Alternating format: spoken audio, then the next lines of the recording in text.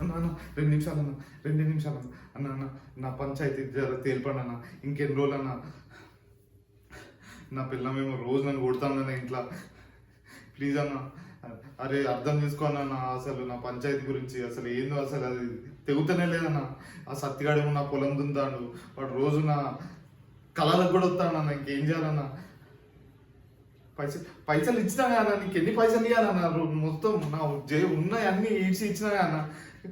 మందు కూడా తాగిపించినా అన్న. టౌన్కి పోయి ఎర్ర మందు తీసుకొచ్చిన ఈ కోసం 5 లీటర్ల మందు అయినా అన్న. నువ్వు ఏందన్నా? కళ్ళు కూడా తాగిపించినా అన్న. నీకు చెయ్యవా?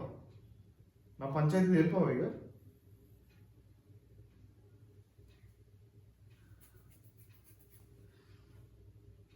నా దగ్గర మందు అయినా అన్న. నేను టౌన్కి పోయి మందు తీసుకొచ్చిన, అప్పు చేసి మరి నీకోసం మందు తీసుకొస్తే ఇప్పుడే నాకు ఇంత మాట అన్నావు.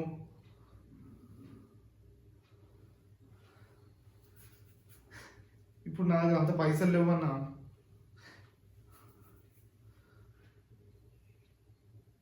ఇప్పుడు నువ్వు నా పంచాయతీ అయితే తెంపేటట్లేవు. నాకైతే ఇదైతే అర్థమైంది. ఇప్పుడైతే నువ్వు నా పంచాయతీ అయితే తెంపవు. నువ్వు సత్తిగాన్ దగ్గర దుబాయ్ మందు తాగినావు కదా, నాకు తెలుసు. నేను కోటికే పోతా. నీ సంగతి, మీ అయ్య సంగతి నేను ఆడ కోట్లనే చూసుకుంటా. నేను సత్తిగాని కూడా జైలు ఎత్తా. నీ సంగతి నాకు ఆన్ సంగతి అంతా కోర్టుకే పోయి చూస్తా. నా పొలం వాడు ఎట్లా దున్నుతా అన్నాడు. నాకు ఇంట్లో మనశ్శాంతి లేదు.